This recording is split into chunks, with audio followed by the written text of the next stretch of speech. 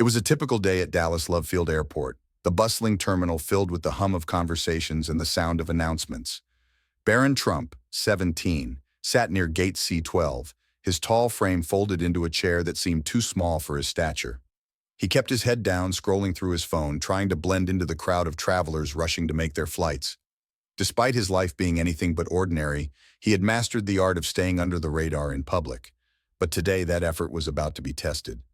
A gate agent, an older man with sharp features and an air of impatience, approached the area.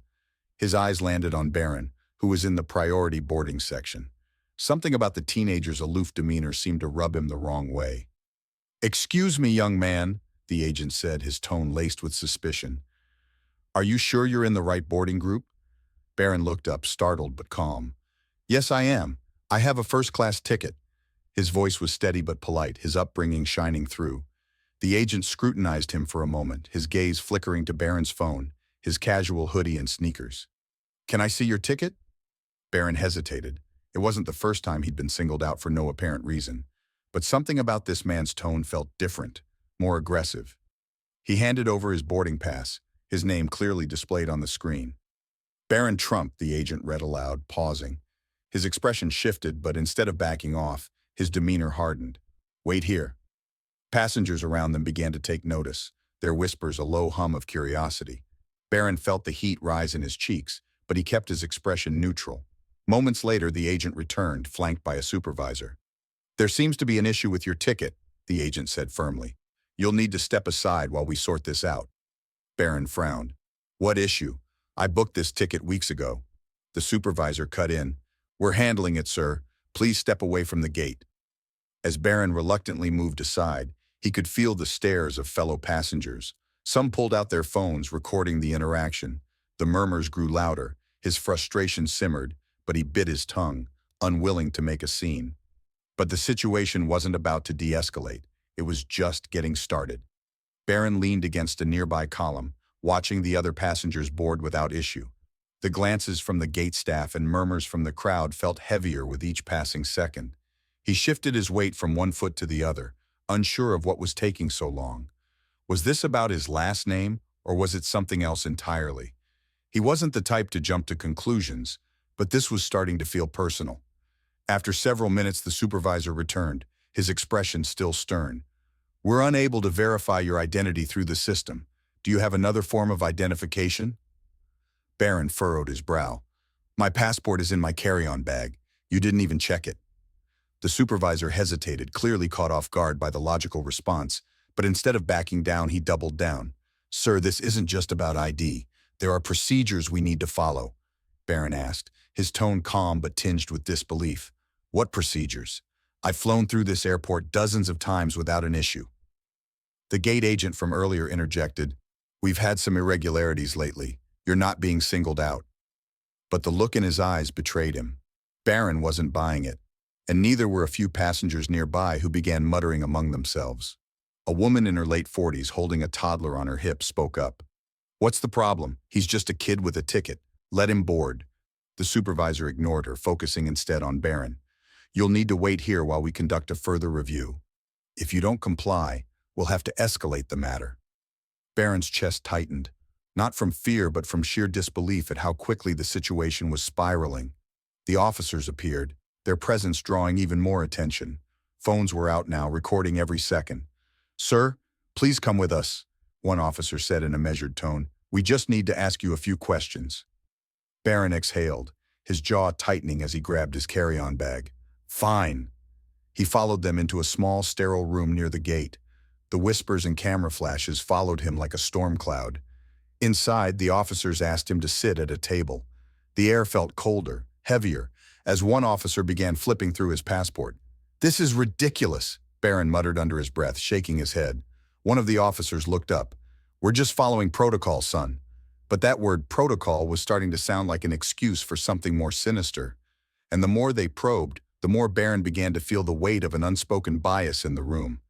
But what Barron didn't know was that someone else was already on her way, and she wasn't happy. In the back seat of a black SUV weaving through Dallas traffic, Melania Trump sat poised, her phone in hand. She had planned a quick trip to surprise her son at the airport after his flight, But as her phone buzzed with a flood of text messages and social media alerts, her expression shifted from calm to concern. One message caught her attention. Something's going on with Barron at the airport. People are posting videos. Her fingers flew across the screen, pulling up a short clip that showed Barron surrounded by security, being led away from the gate. She replayed it twice, her brow furrowing deeper with each pass. "Driver, please hurry," she said, her voice cool but firm. Meanwhile, back at the airport, Barron sat in the small room staring at the blank wall in front of him. The officers had stepped out to verify his credentials, leaving him alone to stew in silence. He didn't know who to call or what to do. His hands rested on the table, fingers tapping lightly, a rhythm he didn't even realize he was making. Suddenly the door opened, and the supervisor from earlier walked in. "We're still working on clearing up the situation," he said, avoiding eye contact. "It shouldn't be much longer." "How much longer?" Barron asked, his tone sharp. "You've had all my information for almost an hour." The supervisor hesitated, then mumbled something about procedures again before retreating. Barron exhaled in frustration, running a hand through his hair. This wasn't just about a ticket or ID anymore. It felt like something deeper. Outside the terminal, Melania's SUV pulled up to the curb. She stepped out, her posture commanding despite her understated outfit. Heads turned as she strode through the airport, her heels clicking against the polished floor. She didn't need to announce her presence. People simply moved aside as she passed. Approaching the gate where the incident had occurred, she was met with a flurry of murmurs and whispers. Passengers recognized her instantly, and some even pointed toward the area where security had taken Barron. "Excuse me," she said to a nearby airline employee. "Where is my son?" The employee blinked, stunned by the directness of her question. "Ma'am, let me check." Melania didn't wait for a response. She moved forward, her eyes scanning for any sign of Barron. When she spotted the room where he was being held, her pace quickened. She reached the door just as the two officers returned, their expressions a mix of surprise and apprehension.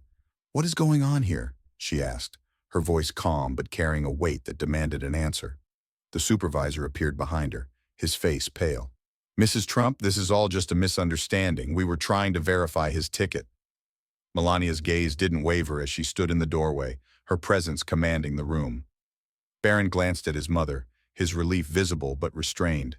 "Mrs. Trump," the supervisor stammered, beads of sweat forming on his brow. "Please understand, we were just trying to ensure everything was in order." "This isn't in order," Melania interrupted, her tone as sharp as the silence in the room. "You had his ticket, his passport, and his name. What else do you need? A written invitation to board the plane?" The supervisor flinched but tried to recover. We flagged his name in the system, and that required additional checks." Melania tilted her head slightly, her lips pressing into a thin line. "Flagged because he's my son or because someone decided he didn't belong in first class today?" The officers exchanged uneasy glances, neither wanting to be the one to respond. The tension was palpable, and everyone in the room felt it. Finally, one of the officers cleared his throat. "It's standard procedure, ma'am. We weren't aware of his relation to you until just now." Melania's eyes narrowed. "So this is about his last name?" The supervisor opened his mouth to protest, but she raised a hand to stop him. "Save your excuses. I want to speak to someone in charge now." The man hesitated but eventually nodded, stepping out of the room to make a call. Melania turned her attention to Barron, her expression softening as she approached him. "Are you okay?" she asked quietly, placing a hand on his shoulder. Barron nodded, his voice steady but tinged with frustration. "Yeah, I'm fine. They've just been wasting my time." Melania gave his shoulder a reassuring squeeze before turning back to the officers. "Let me make something clear," she said. "Aide," her voice steady and composed. "You have humiliated my son in front of dozens of people. This is not about protocol or procedures. This is about respect or the lack of it." One of the officers shifted uncomfortably. "Mrs. Trump, we'll make this right. We'll ensure he boards the next flight." "You think this is about getting on a flight?" she cut in, her voice rising slightly for the first time. "This is about accountability. I don't want apologies whispered behind closed doors. I want them where they belong, out there, where this all started." The official paled. "We can certainly pull up the footage, ma'am." The room seemed to shrink as everyone waited for the official to act. A few moments later, the supervisor returned with a laptop. The grainy footage showed Barron at the gate, sitting quietly before being approached by the gate agent. It captured the entire exchange, from the unnecessary questioning to the escalating tension that led to Barron being removed. Melania watched the footage in silence, her face unreadable. When it ended, she turned to the supervisor. "You owe my son a public apology." The supervisor, now visibly shaken, led the way back to the boarding gate. Melania walked beside him, her stride measured and unyielding, with Barron following close behind. The tension in the terminal was almost tangible. Passengers who had witnessed the earlier commotion were still lingering, their curiosity piqued by the sudden return of the teenager and his mother.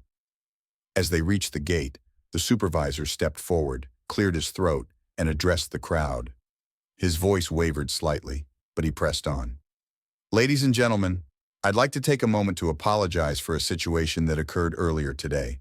A misunderstanding involving one of our passengers, Mr. Barron Trump, led to actions that were unnecessary and inappropriate." A murmur rippled through the crowd, with some passengers exchanging looks of surprise and others nodding in agreement. The supervisor glanced at Melania, whose steady gaze urged him to continue. "I want to make it clear that this young man did nothing wrong. The incident was entirely due to an error on our part, and for that, we deeply regret the inconvenience and discomfort caused."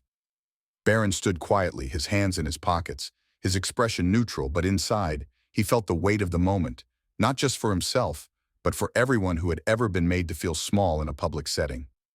Melania stepped forward, her presence drawing the attention of every person in the gate area. "Thank you for your words," she began, her tone measured but resolute. "But words are not enough. This is not just about my son. It is about the principle of treating every individual with respect and dignity, regardless of who they are or where they come from." The room fell silent, her words cutting through the air like a blade. "My son may carry a name that draws attention, but he is also a person, a young man who deserves to be treated fairly, as should every passenger in this airport. Let this be a reminder to all of us to pause and think before we act, to remember that respect is not earned by status, but by the humanity we all share." The crowd erupted in applause, some passengers even standing in solidarity. The supervisor lowered his head, his face red with embarrassment. For a moment, the airport buzzed with a newfound energy, not of judgment or division, but of unity. As the applause subsided, a woman with a toddler approached Barron and Melania. "I just wanted to say I'm sorry for what you went through," she said softly. "It wasn't right." Melania smiled graciously, her eyes warm. "Thank you. That means a lot." Barron nodded, grateful but still processing the whirlwind of events. But this moment of clarity wasn't the end. It was the beginning of a conversation about respect, equality, and accountability that would resonate far beyond the walls of this terminal. As the gate area began to settle, Barron and Melania were escorted to the lounge while waiting for the next flight. The airline staff now walked on eggshells, went out of their way to ensure their comfort, offering refreshments and priority boarding. But Melania waved them off politely. For her, this wasn't about compensation. It was about the principle. Barron sat across from her, his hands clasped in his lap. "I didn't expect all that," he said quietly, breaking the silence. Melania looked up from her phone, her expression softening. "You handled yourself well," she replied. "It's not easy to stay calm in moments like that." Barron shrugged. "I've dealt with stuff like this before, just not so public." Melania leaned forward, resting her elbows on her knees. "And that's exactly the problem. You think they'll actually change anything after this?" She tilted her head thoughtfully. "Maybe not today, but moments like these add up. People notice, and sometimes all it takes is one person standing up to make others think twice before they act." As they waited, Melania pulled out her phone and began typing. Moments later, a tweet appeared on her profile. "Today, my son experienced something no one should have to endure, being judged before being understood. This serves as a reminder to treat everyone with dignity, no matter their name or background. Respect is universal.